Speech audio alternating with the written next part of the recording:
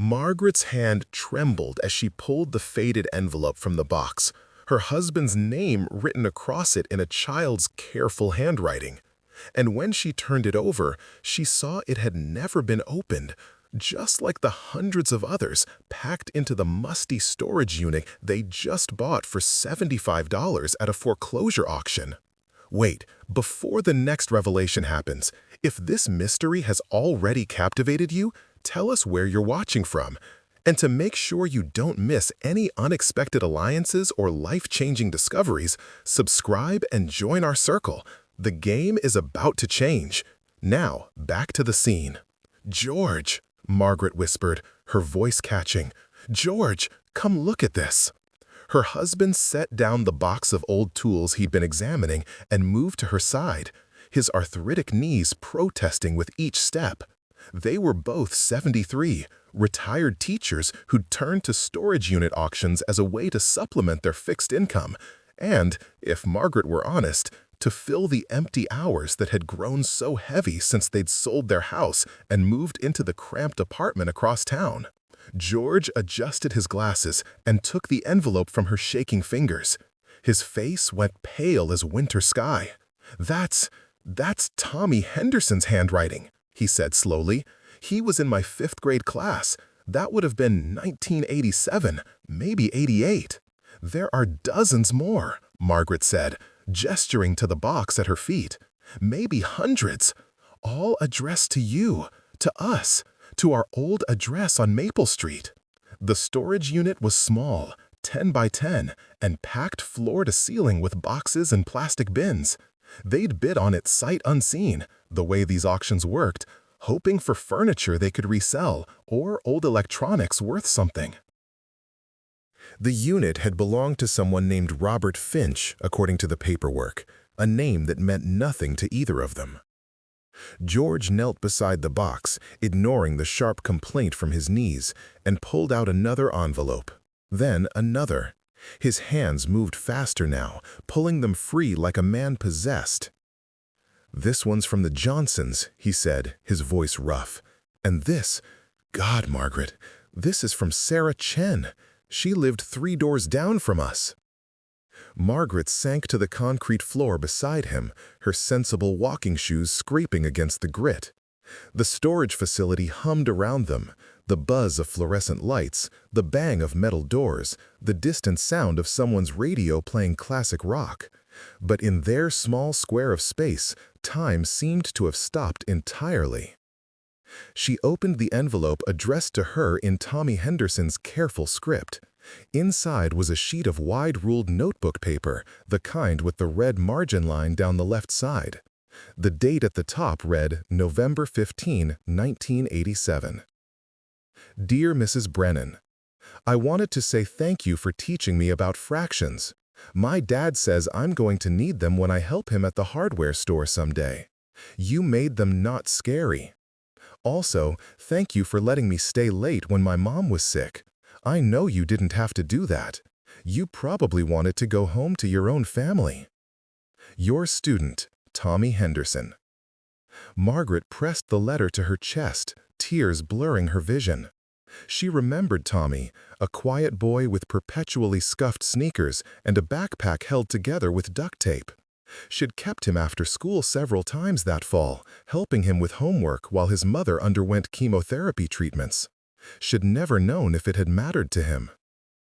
George was opening envelopes now with shaking hands, pulling out letter after letter. Some were typed, some handwritten, some were on fancy stationery, others on notebook paper or the back of grocery store flyers.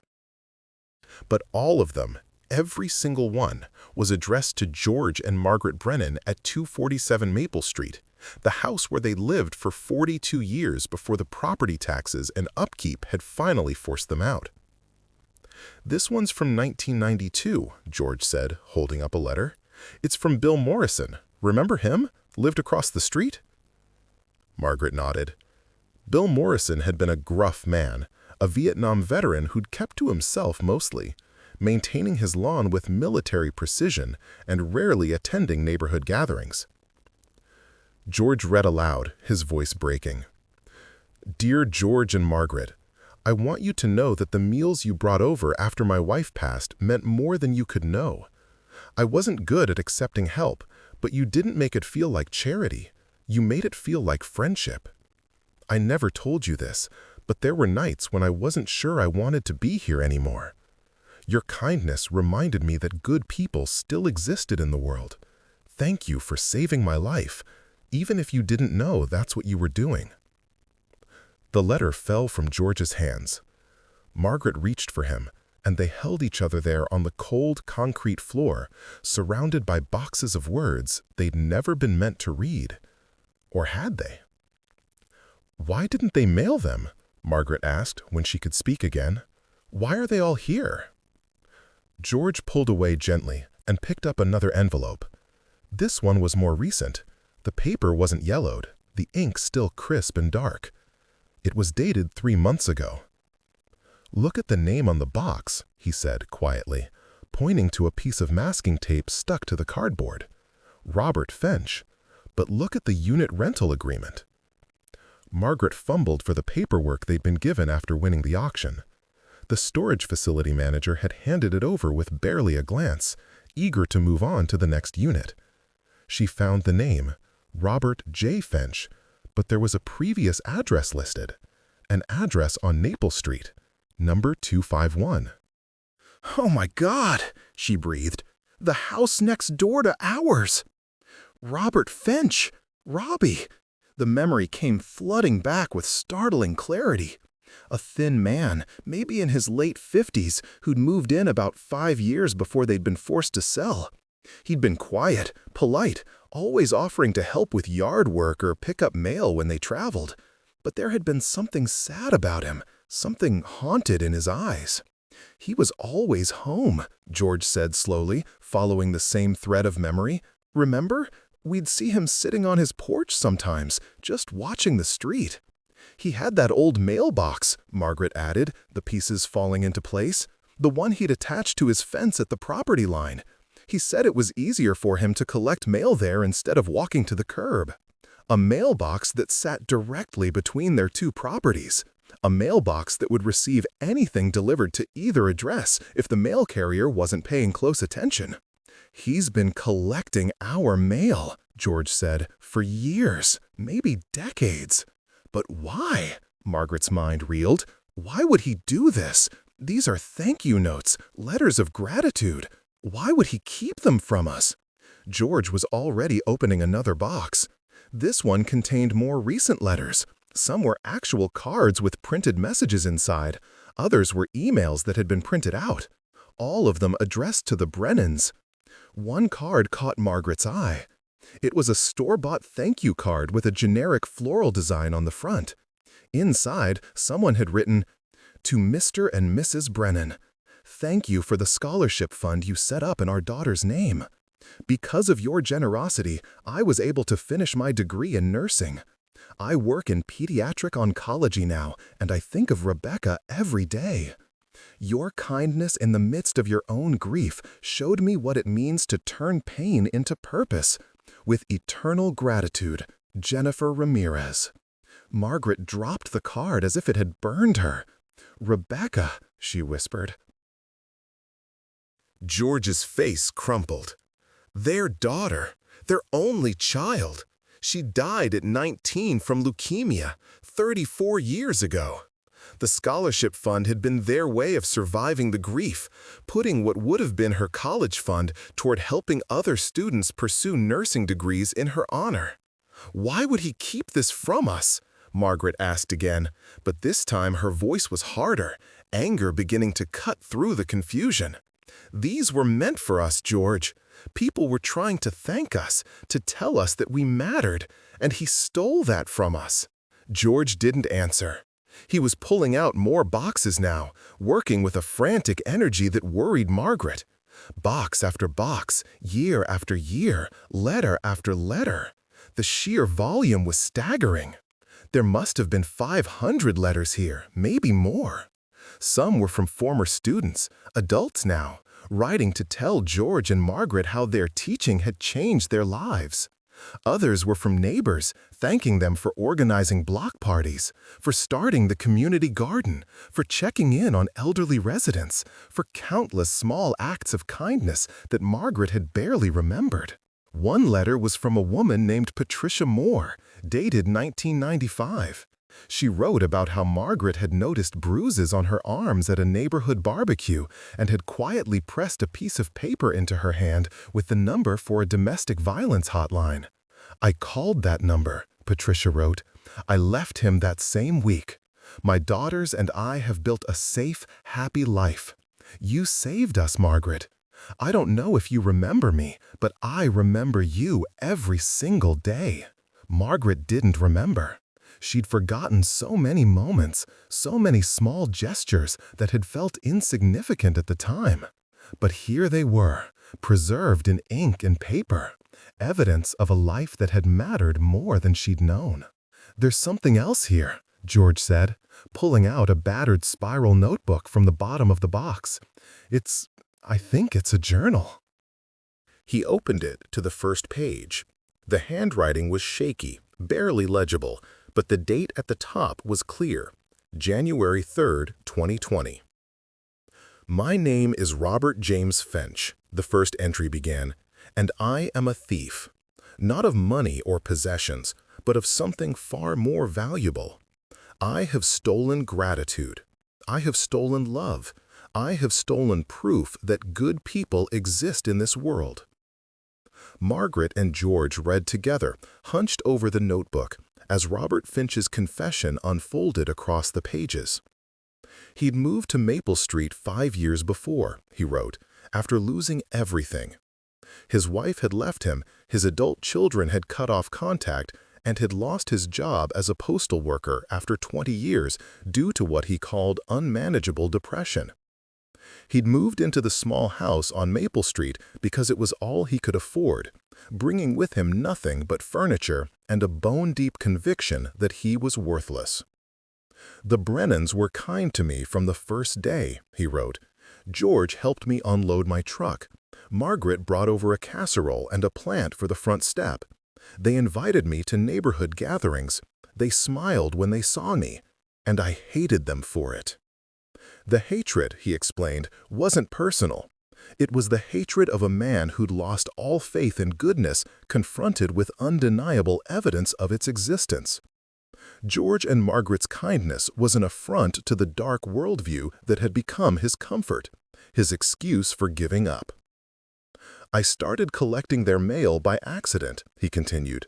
"The mail carrier put something in my box that was meant for them, and I saw it. I read it. I don't know why, and then I kept it. I told myself I would give it to them the next day, but I didn't. Something in me wanted to keep it, wanted to hold on to proof that someone, somewhere, was grateful for something good." That first letter had been from a former student of George's, thanking him for believing in him when no one else had. The student had gone on to become a doctor. "And then I started watching for their mail," Finch wrote. "I positioned my own mailbox so it was easier for the carrier to accidentally put their letters in my box instead. When that wasn't enough, I started intercepting their mail before they could retrieve it. I became obsessed. Every thank you note, every card, every letter of gratitude, I took them all." The journal went on for pages. Finch described a routine of careful theft, of timing his mail collection to coincide with the moments when the Brennans were least likely to be watching. He described reading each letter, studying them, sometimes multiple times.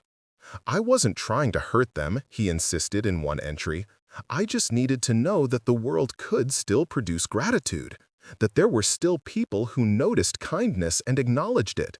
I kept the letters like a miser hoards gold, not because I wanted the Brennans to suffer, but because I needed proof that good actions could ripple outward, that a life could accumulate meaning."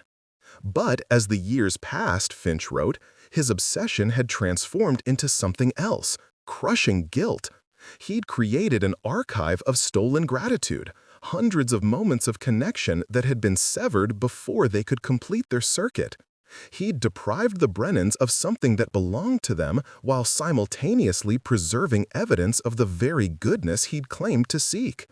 The final entries, dated just weeks before the storage unit had gone into foreclosure, were the most devastating.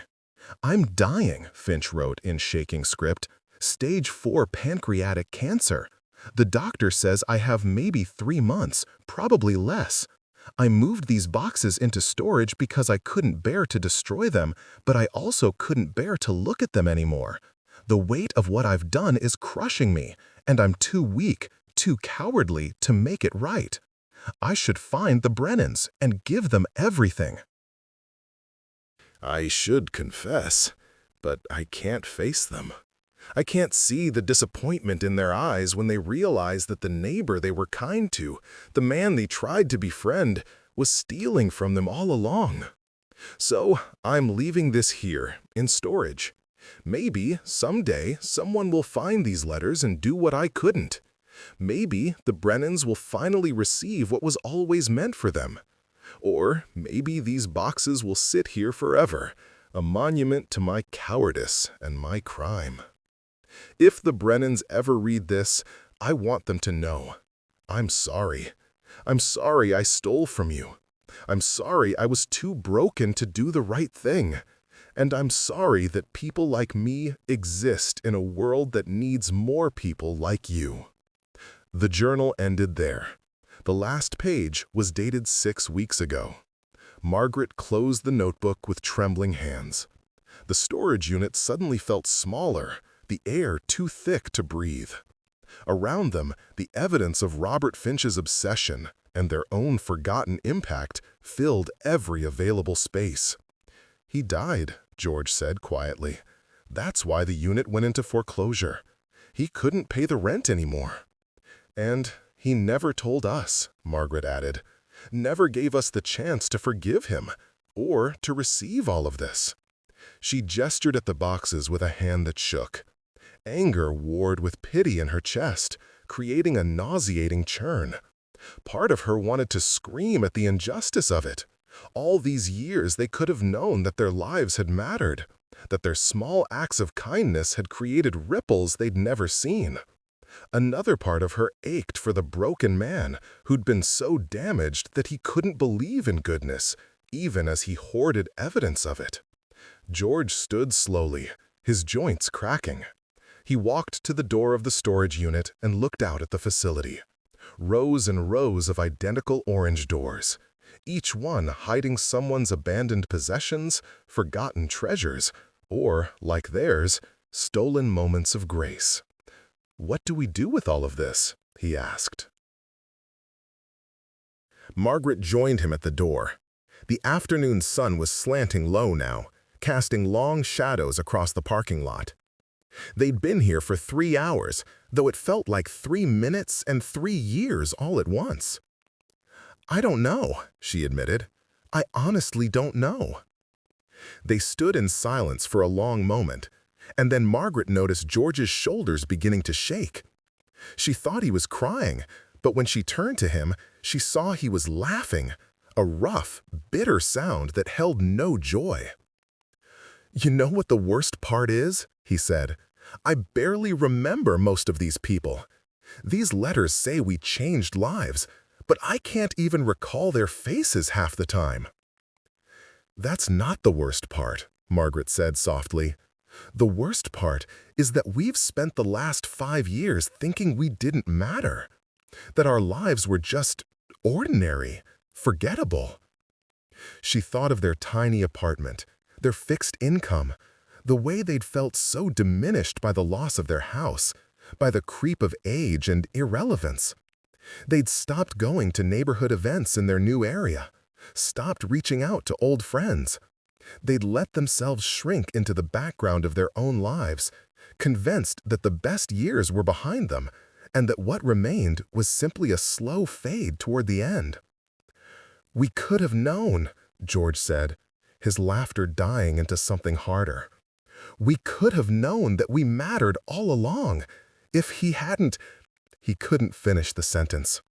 Margaret took his hand, and they stood together in the doorway, caught between the archive of their stolen past and the uncertain terrain of their present.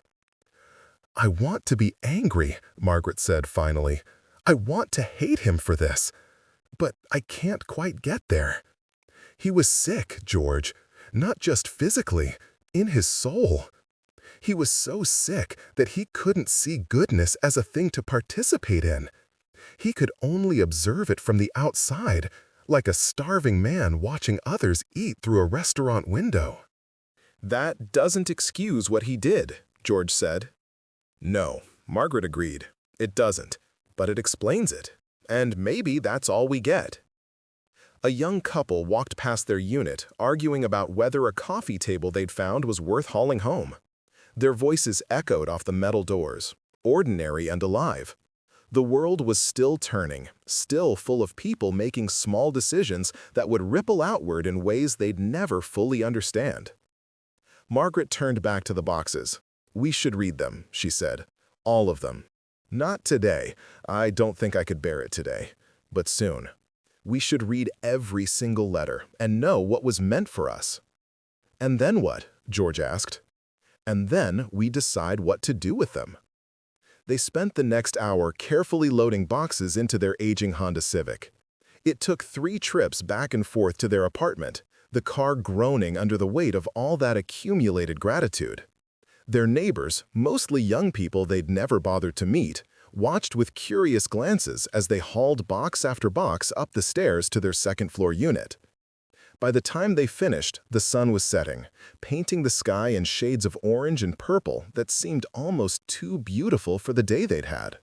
Margaret's back ached, her knees screamed in protest, and her heart felt like it had been turned inside out and wrung dry. George ordered Chinese food, something they rarely did anymore, counting pennies as carefully as they counted their remaining years. But tonight called for small indulgences that the world had shifted on its axis. They ate in silence at their small kitchen table, the boxes stacked around them like silent witnesses. Margaret kept looking at them, these repositories of stolen connection, and felt wave after wave of conflicting emotion: anger, grief, gratitude, loss. "I keep thinking about what he wrote," George said. "About needing proof that good actions could ripple outward, about hoarding these letters like gold." "What about it?" Margaret asked. "He was looking for evidence of meaning," George said slowly, working through the thought as he spoke. "But he was looking in the wrong direction. The meaning wasn't in the thank you notes. It was in the actions that inspired them. He stole the proof, but he couldn't steal the actual meaning. That lived in the moments themselves, in Tommy Henderson learning fractions, in Patricia Moore finding the courage to leave, in all the small kindnesses that we gave freely without expecting anything in return." Margaret set down her chopsticks. "You're saying the letters don't matter?" "I'm saying they matter less than the actions that created them," George said. "Robert Finch thought he was stealing something precious from us.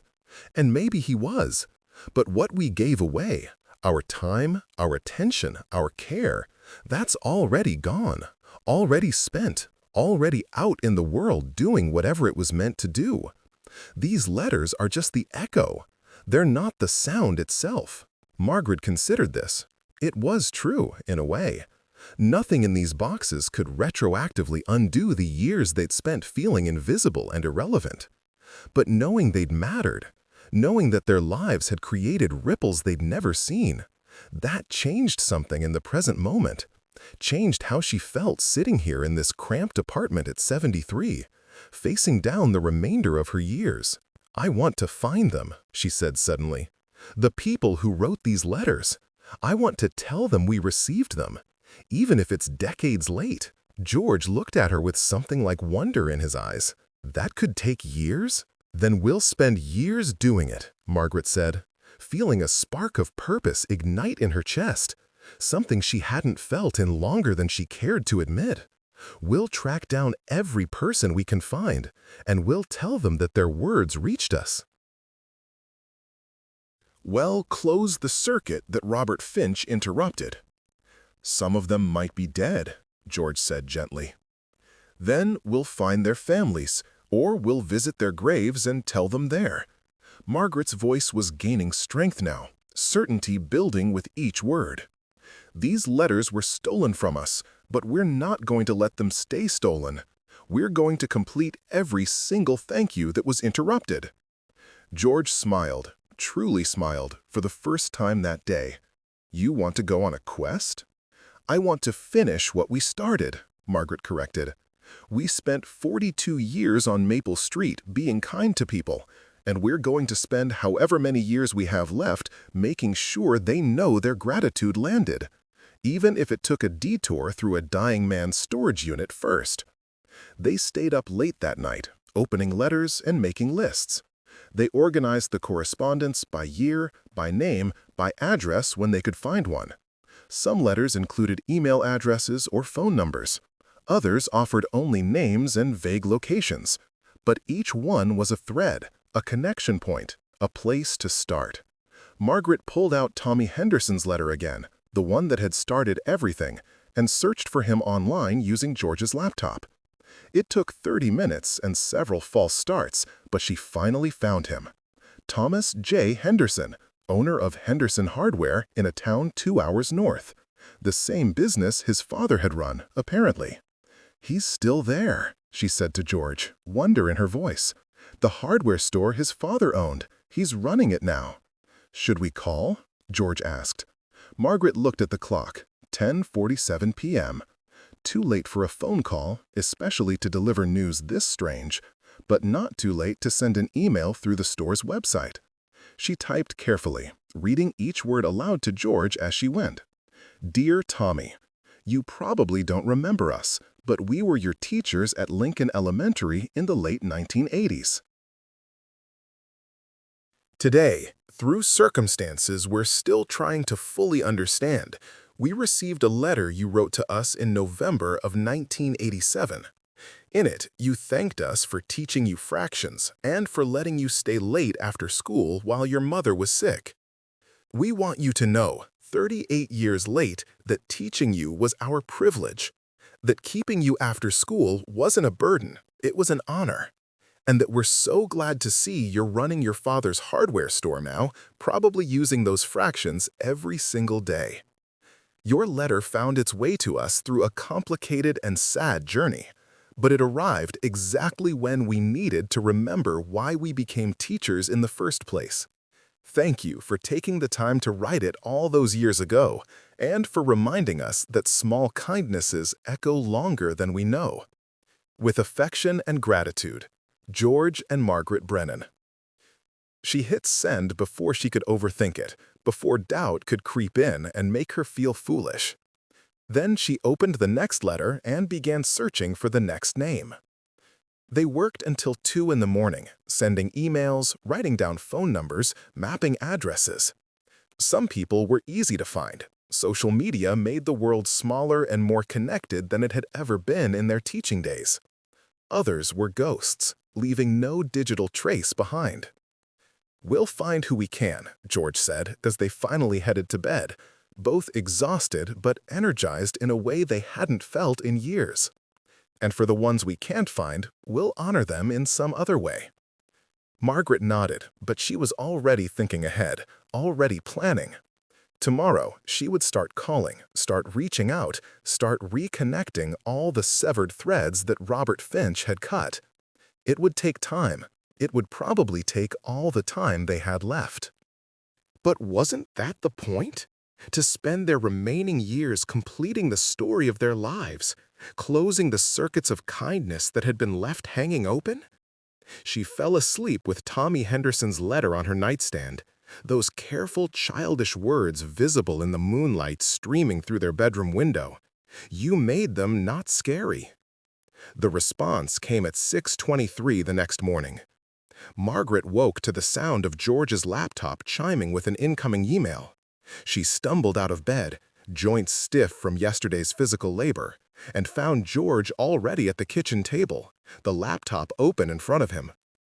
"It's from Tommy," he said, his voice thick with emotion. He wrote back.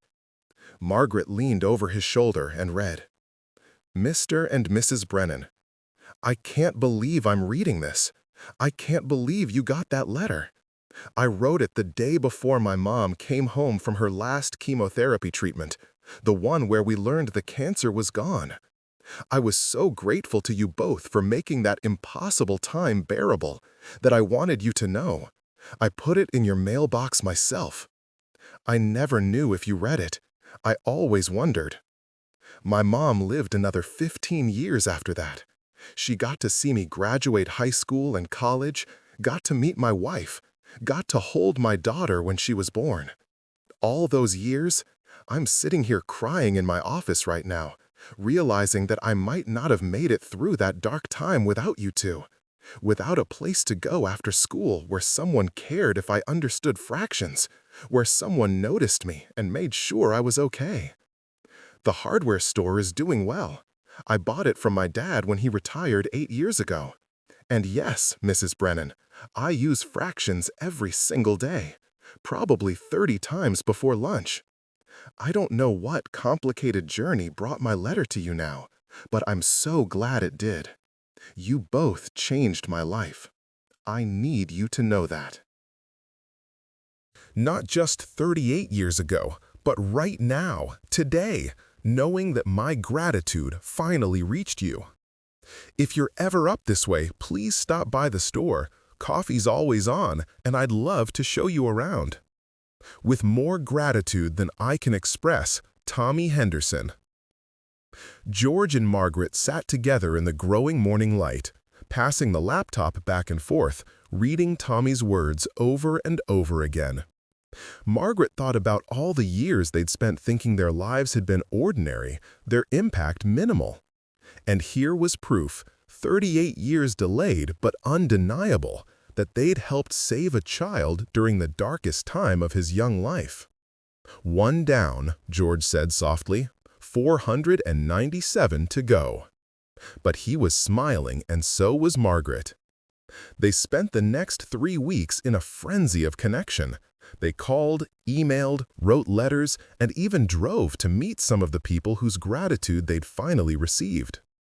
Each conversation was a revelation, each connection a small miracle that seemed to rewrite their own lives.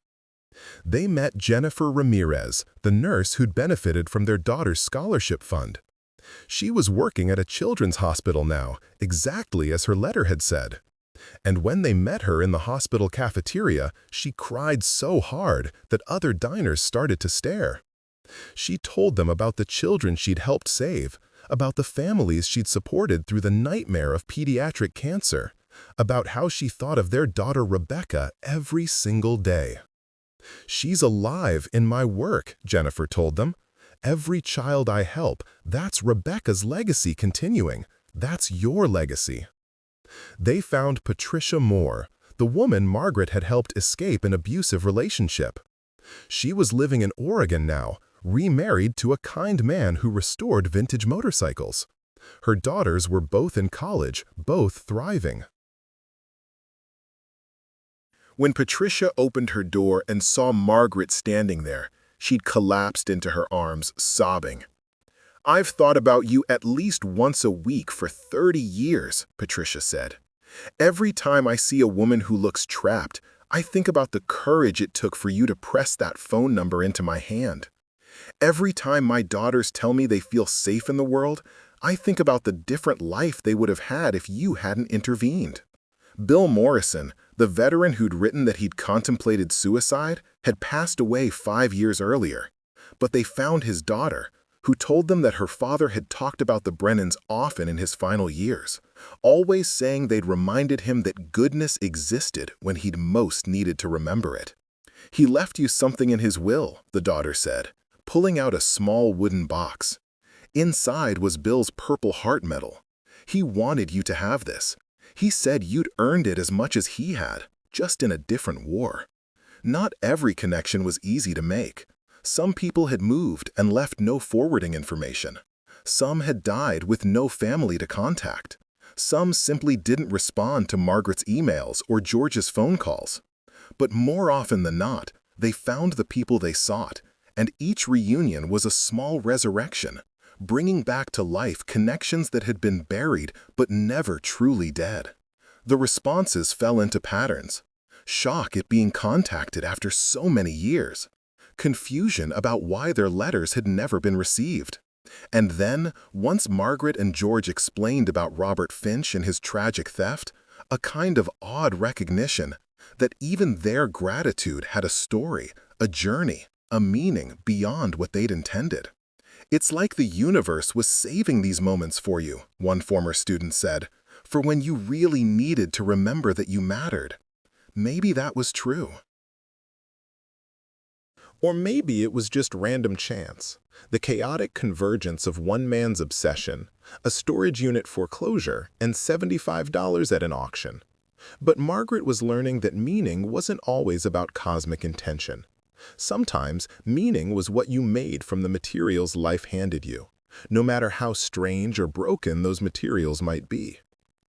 6 weeks after finding the letters, they drove back to Maple Street for the first time since selling their house. The new owners had painted it a soft gray blue and replaced the front door, but the oak tree in the yard was unchanged, its branches spreading wide like welcoming arms. Robert Finch's house looked vacant. The lawn had grown wild, and a foreclosure notice was taped to the door. The mailbox that had caught so much misdirected gratitude still stood at the property line, rusting and tilted slightly to one side. George pulled the car to the curb, and they sat looking at the two houses, the one where they'd lived their life, and the one where that life had been cataloged and hidden away. "I wish I could have talked to him," Margaret said, "before he died. I wish I could have told him that I forgive him." "Do you?" George asked. "Forgive him?" Margaret thought about this. Did she? Could she? Robert Finch had stolen years of validation from them, had kept them in the dark about their own impact during a time when they'd felt most lost and irrelevant. His obsession had hurt them, even if he hadn't meant it to. But he'd also preserved something precious. He'd kept every letter safe, protected them in climate-controlled storage, even as he was dying, even as he ran out of money and hope. In his broken way, he'd honored the evidence of goodness he'd found, had kept it safe from being thrown away or lost or forgotten. "I think I do," she said finally. "I think I forgive him because I understand what it's like to lose faith in your own worth, to feel like the world has moved on without you." He was wrong to take the letters, but I understand the impulse behind it. The desperate need to hold on to proof that good things exist, even when you can't feel them in your own life anymore. George reached over and took her hand. "We should leave something," he said. "What do you mean?" "For him, at his house. Some kind of acknowledgement that we know what he did and that I don't know, that we received the gift he didn't mean to give us." They got out of the car and walked up to Robert Finch's overgrown lawn. Margaret had brought one of the letters with her, not one addressed to them, but the journal entry where Finch had confessed his theft and expressed his guilt. She'd copied a passage onto a note card, and now she tucked it into the frame of his front door. The passage read, "Maybe someday someone will find these letters and do what I couldn't." Beneath it, Margaret had written, "We found them. We're doing what you couldn't. You were wrong to take them, but you were right that they mattered. Thank you for keeping them safe, even in your brokenness. We forgive you. George and Margaret Brennan." They stood on his porch for a moment, this man they'd tried to befriend and never really known. A man who'd been drowning in darkness while living next door to them, who'd stolen their gratitude because he couldn't believe he deserved any of his own. "Do you think he's at peace?" George asked. "I don't know," Margaret said honestly, "but I hope so. I hope wherever he is, he finally understands that goodness isn't something you have to hoard. It's something you participate in, something you create and recreate every day through small actions. I hope he knows that now." They walked back to their car, and Margaret took one last look at the house on Maple Street where they'd raised their daughter, taught their students, and created ripples they'd never known existed. The house was no longer theirs, but the life they'd lived inside it, that was eternal.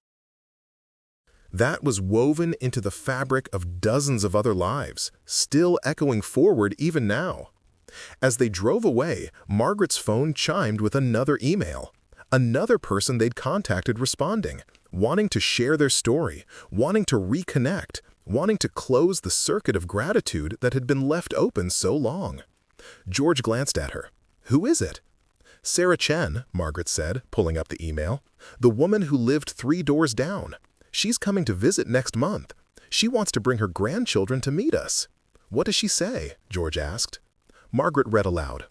"You taught me that a good neighbor doesn't wait for a crisis to show they care. You taught me that community is built through 1,000 small gestures, a wave across the yard, a borrowed cup of sugar, a conversation on the sidewalk. I've tried to pass those lessons on to my own children, and now my grandchildren.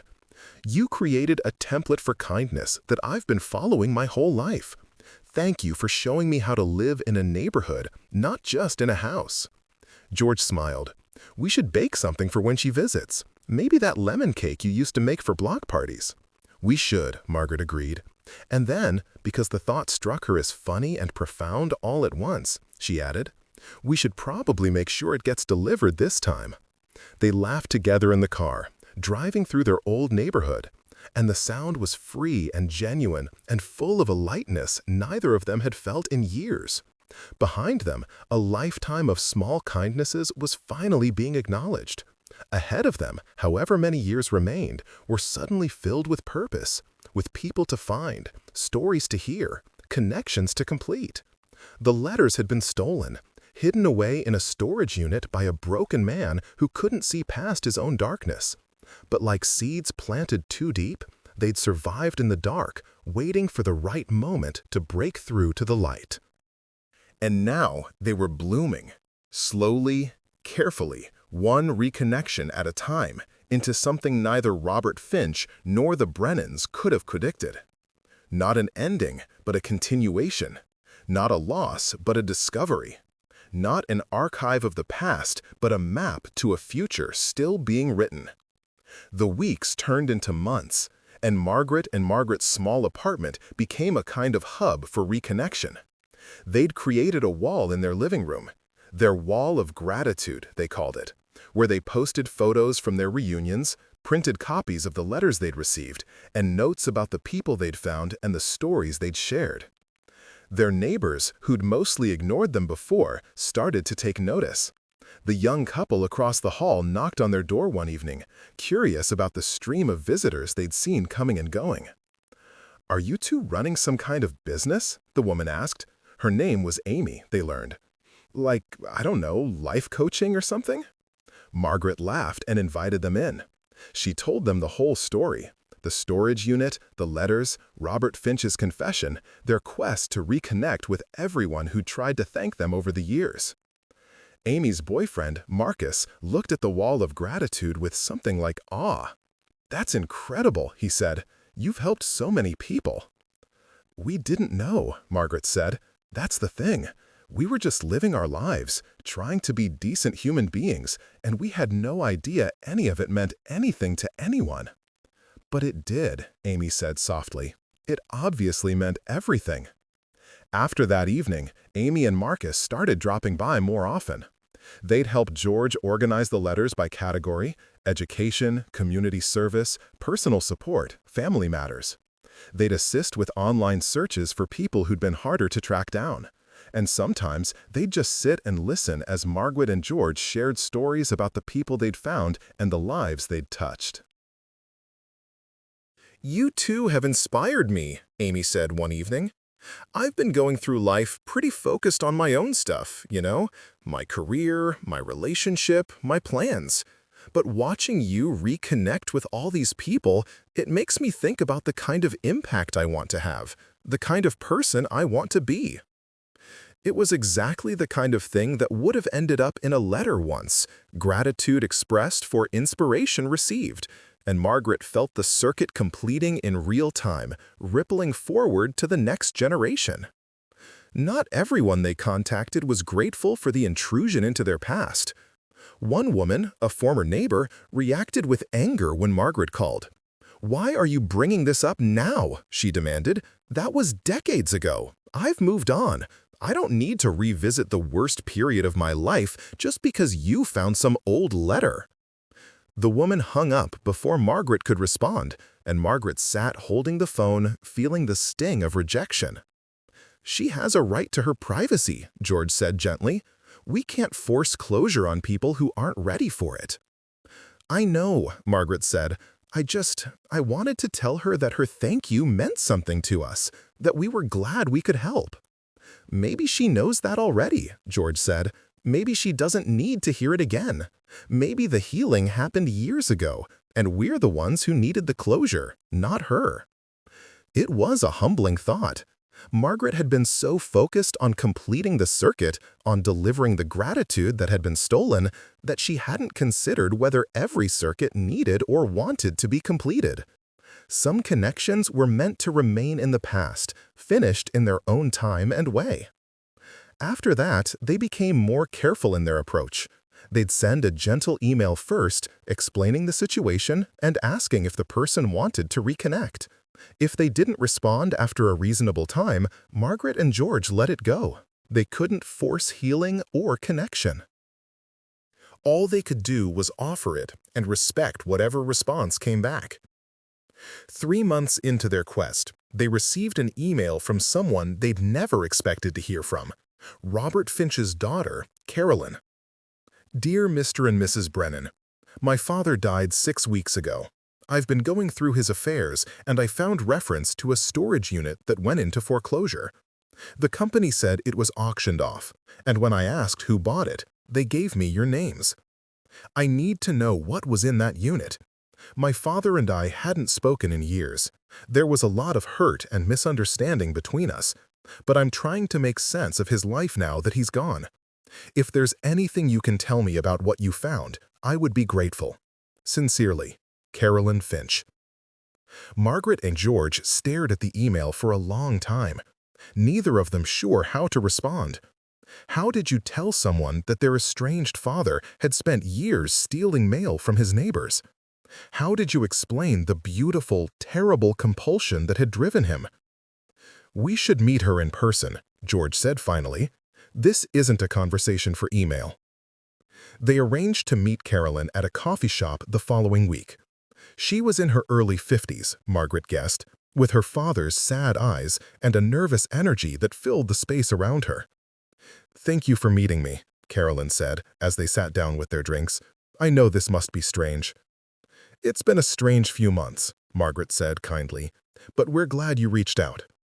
They told her everything, about the letters, the journal, Robert's confession, and his guilt. Carolyn listened with her hands wrapped around her coffee cup, her knuckles white with tension. When they finished, she was crying quietly. "That sounds like him," she said. "That sounds exactly like him." "You weren't close?" George asked, gently. "We were, once," Carolyn said, "when I was young. But he struggled with depression my whole childhood, and it got worse as he got older. When my parents divorced, he just shut down, stopped trying. I tried to stay in his life, but he pushed everyone away. It was like he decided he wasn't worth loving, and no amount of evidence to the contrary could convince him otherwise." She pulled out a tissue and wiped her eyes. "When I heard he'd moved to a new neighborhood, I hoped it would be a fresh start for him. I even drove by once to see his house. I saw you two, saw him talking to you over the fence, and I thought maybe he was finally letting people in." "We tried," Margaret said. "We invited him to things, brought him food, offered to help. But you're right, he kept himself at a distance." "He was watching you," Carolyn said. "That's what he was doing, watching you and collecting evidence that good people existed, because he couldn't believe he was one of them." Margaret reached across the table and took Carolyn's hand. "Would you like to see the letters? We've kept them all." Carolyn nodded, not trusting herself to speak. They brought her back to their apartment, where the wall of gratitude had grown to cover most of one side of the living room.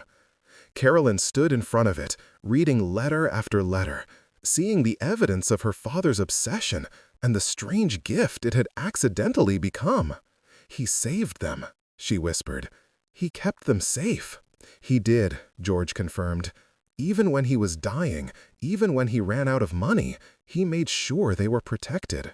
Carolyn turned to them, her face streaked with tears. Can I tell you something?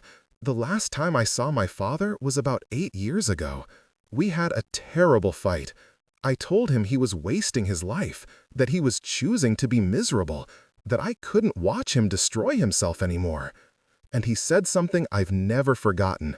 He said, "I'm not destroying anything because there's nothing there to destroy." I'm just finally being honest about what I've always been. Nothing. She took a shaky breath. I told him he was wrong, that he mattered, that I loved him. But he wouldn't hear it, and I walked away. I walked away and never went back, and now he's dead, and I can't take it back. Margaret pulled Carolyn into a hug, this woman she'd just met who was carrying a weight that felt achingly familiar. He was wrong, she said firmly. Your father was wrong about himself. But in a strange way, these letters prove it. He spent years preserving evidence that kindness matters, that small actions ripple outward, that people remember goodness even decades later. He knew that was true for us. He just couldn't believe it was true for himself. But it could have been, Carolyn said, if he'd let people in, if he'd accepted help, if he'd believed he deserved love. Yes, George said gently, it could have been. But that's the heartbreaking thing about people like your father. They can see truth clearly when it comes to others, but remain completely blind to it in themselves. Carolyn stayed for hours. They showed her the journal, let her read her father's confession in his own handwriting. They told her about the people they'd reconnected with, the circuits of gratitude they'd completed, the way her father's theft had paradoxically given them the greatest gift of their later years, proof that their lives had mattered. "Do you hate him?" Carolyn asked finally. Margaret and George looked at each other, having this conversation without words, the way couples who'd been together for 50 years could do. "No," Margaret said. "We did at first, maybe. But now I think I'm just sad for him. Sad that he was so broken he couldn't see that he was part of the goodness he collected. Every time we were kind to him, every time we invited him to join us, that was another letter he should have been able to write to himself. But he couldn't, and that's the real tragedy." Before Carolyn left, she asked if she could do something. "Would you let me help you?" she said. "With finding people, making connections, finishing what my father interrupted? It would mean a lot to me. A way to honor him, maybe. Or to make up for what he did. Or both." "You don't need to make up for anything," George said. "You're not responsible for your father's actions." "I know," Carolyn said, "but I want to help anyway. Please." So Carolyn joined their mission. She brought skills they didn't have.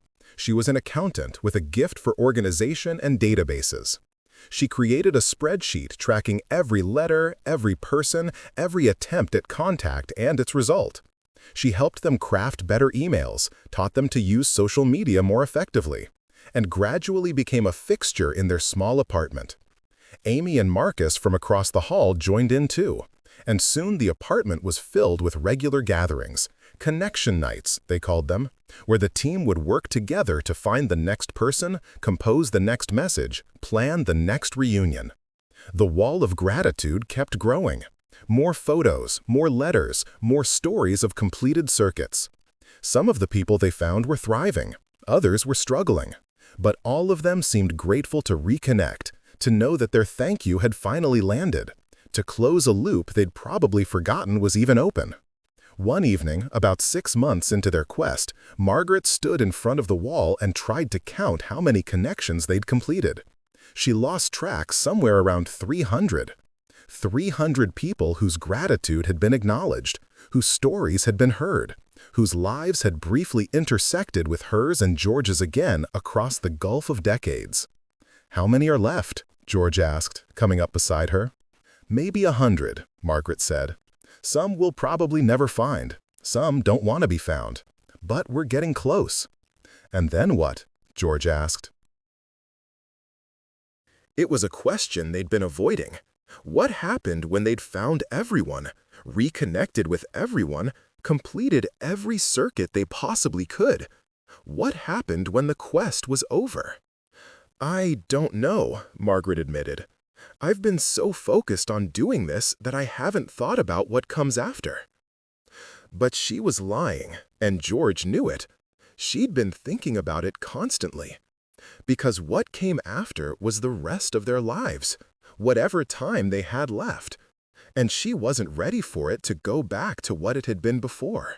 Small, purposeless, waiting for the end. "We could write a book," George suggested. "Tell the whole story. About the letters, about Robert Finch, about what we've learned." "Who would want to read it?" Margaret asked. "Are you kidding?" This came from Amy, who'd walked over to join them. "Everyone would want to read it. It's an incredible story. Sad and beautiful and hopeful all at once." "Amy's right," Carolyn added, looking up from her laptop. "This is a story about how goodness survives even when it's buried. About how connection can be delayed but never truly destroyed. People need stories like that." Margaret considered this. A book.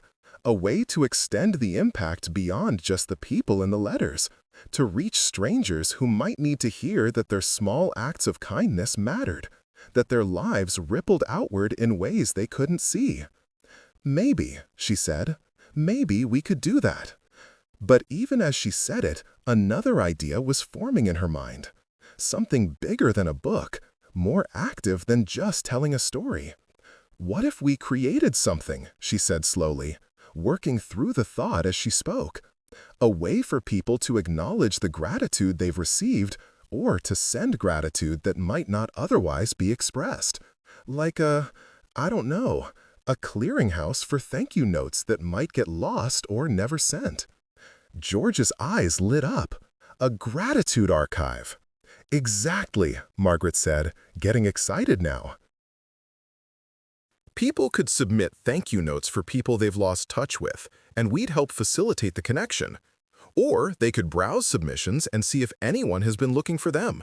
It would be like what we've been doing, but on a larger scale." "That's brilliant," Marcus said. "You could set up a website, make it searchable by name, location, time period. Let people register to be notified if someone submits something for them." The idea took hold quickly, transforming from concept to plan in a matter of days. Marcus, who worked in web design, volunteered to build the site.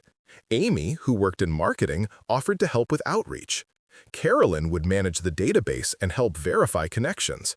And George and Margaret would be the heart of it, the ones who understood viscerally why this mattered, who could speak to the power of delayed gratitude finally reaching its intended recipient. They called it the Storage Unit Project, a name that honored Robert Finch's role in their story while also speaking to the idea of holding gratitude in storage until it could be properly delivered. The website launched 3 months later, on what would have been Robert Finch's 64th birthday. Carolyn had suggested the date, a way of marking her father's life with something hopeful instead of just grief. The response was overwhelming. Within the first week, they had over 500 submissions. People writing about mentors they'd lost touch with, neighbors who'd moved away, teachers whose impact they'd never properly acknowledged, strangers whose one act of kindness had changed everything. Margaret and George worked 12-hour days, reading submissions, verifying information, making connections. It was exhausting and exhilarating and exactly what they needed. The apartment was constantly filled with volunteers now, friends they'd made through the project, people whose stories had inspired them, younger people who wanted to learn from their example. One submission in particular struck Margaret deeply. It was from a woman named Lisa Torres who wrote, "I'm looking for the elderly couple who stopped to help me when my car broke down on the highway 15 years ago. They waited with me for over 2 hours until the tow truck arrived, bought me dinner, and even drove me home even though it was an hour out of their way. I never got their names. I was going through a divorce and feeling completely alone, and their kindness literally saved my life that night. If you're out there, thank you. I think about you all the time." George read the submission aloud, and when he finished, he and Margaret looked at each other in shock. "That was us," Margaret whispered. "The woman with the Honda," George said, "the one heading to her sister's house."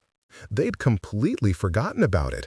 It had been just another small gesture, another evening of doing what seemed right. But this woman had carried it with her for 15 years, waiting for a chance to say thank you. Margaret wrote back immediately, and within a week, they'd arranged to meet Lisa at the same diner where they'd bought her dinner all those years ago. She was thriving now, remarried, running her own business, radiating confidence and joy. "I have thought about you two so many," Lisa said, hugging them both fiercely. "You showed me that good people still existed during the darkest time of my life. You gave me hope when I had none, and I never even got to tell you." "You're telling us now," Margaret said, tears streaming down her face. "That's what matters." The story of their reunion with Lisa went viral. Someone had filmed part of their meeting on their phone and posted it to social media with the caption, "15 years later, a thank you finally finds its home." The video was shared millions of times, and suddenly the storage unit project was national news. Interview requests poured in. News outlets wanted to feature them. Publishers reached out about book deals, but through it all, Margaret and George stayed focused on the work, reading submissions, making connections, completing circuits. They did eventually write a book, working late into the night for months to get the story right. They called it Letters from Storage: What We Learn When Gratitude Finally Arrives. It became a bestseller, not because of its literary merit, but because it spoke to something people desperately needed to hear, that their small acts of kindness mattered, that their impact was real even when they couldn't see it, that thank yous might be delayed but were never truly lost. The money from the book allowed them to move to a larger apartment, one with a dedicated office space for the storage unit project and a proper guest room for the constant stream of visitors who came to share their stories or volunteer their time. On what would have been Robert Finch's 65th birthday, they held an event at the storage facility where they'd first discovered the letters. They invited everyone they'd reconnected with, everyone who'd submitted to their website, everyone whose story had become part of their expanding universe of delayed gratitude. Carolyn spoke at the event, talking about her father for the first time publicly.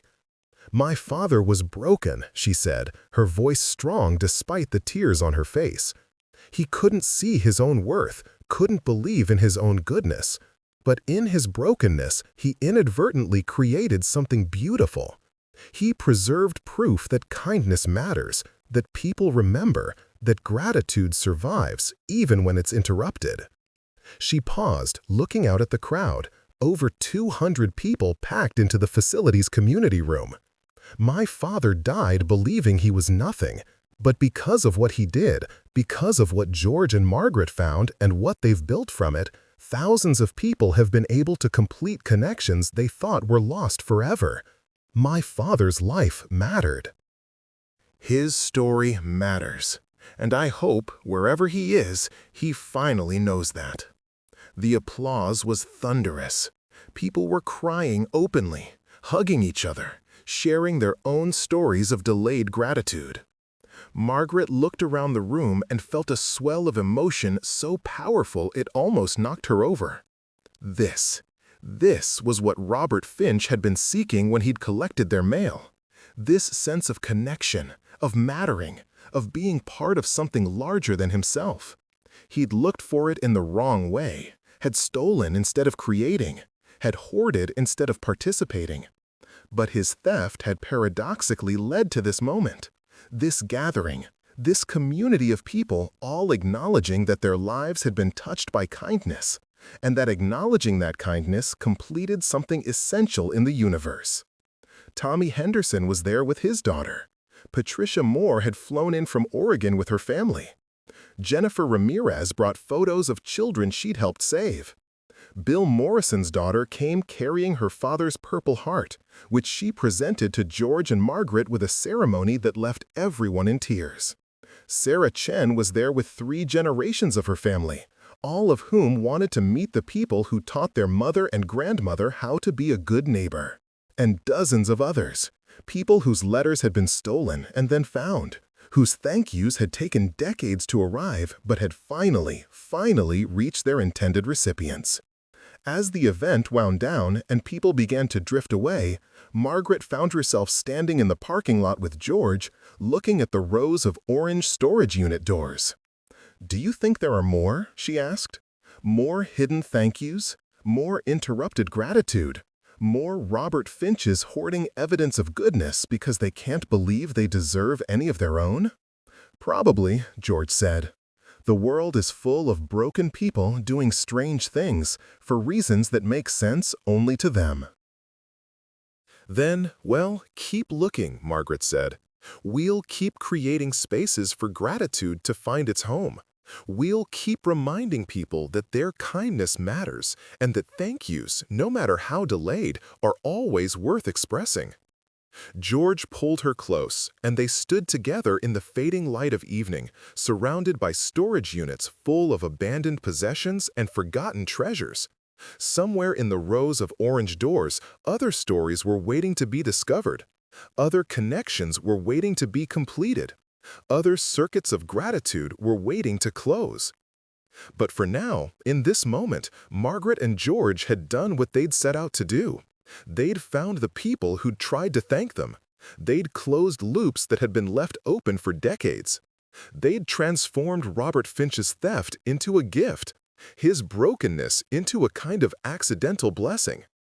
And in doing so, they'd discovered the most important thing: that their lives, lived quietly, without fanfare or recognition, filled with small acts of kindness and daily gestures of care, had mattered immeasurably.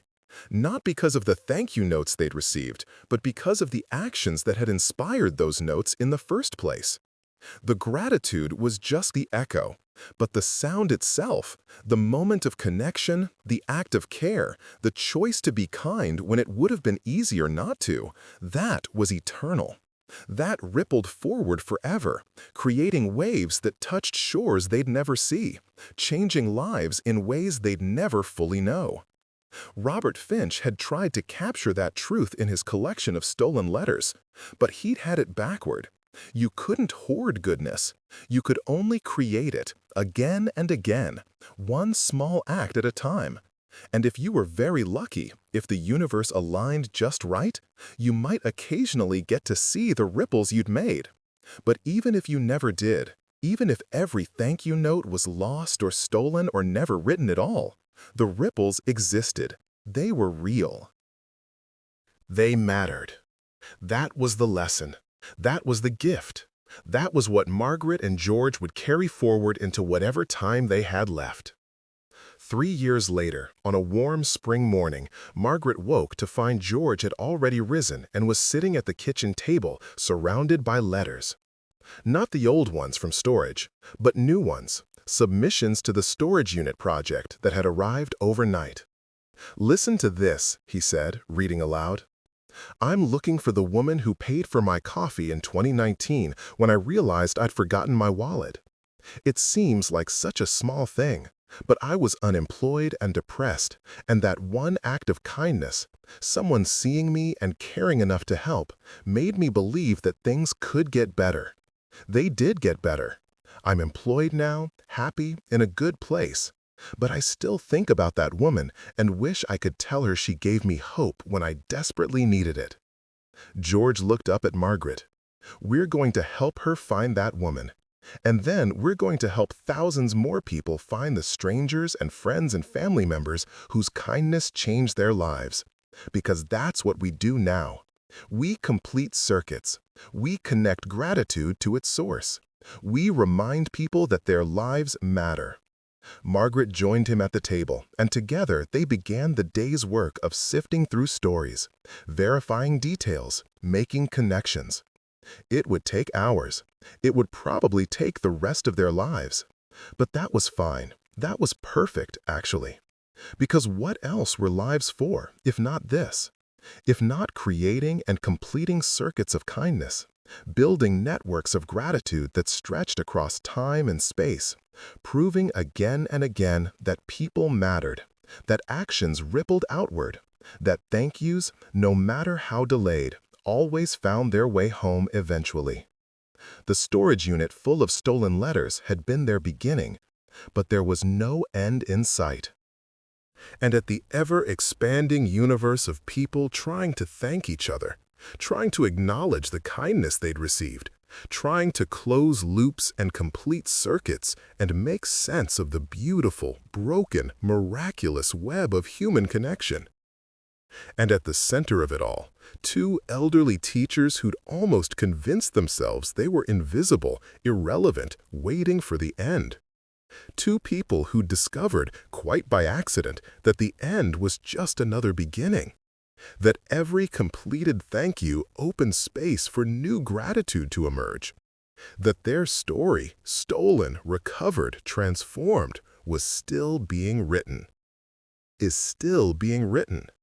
Will always be being written, as long as people choose kindness, as long as gratitude seeks its home, as long as circuits wait to be completed.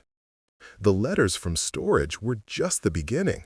The real story, the one that mattered most, was what Margaret and George and all the people they'd connected were building together. A world where gratitude wasn't lost, where kindness was acknowledged, where people knew, truly knew, that their lives created ripples that would echo long after they were gone. That was the gift Robert Finch had accidentally given them. Not the letters themselves, but the reminder that love and kindness and small acts of care were never wasted, never forgotten, never lost. They might be delayed, interrupted, buried in storage for years, but they survived, they endured, and eventually, if you were patient enough, if you cared enough, if you were willing to do the work of connecting and completing and making whole, they found their way home. Always.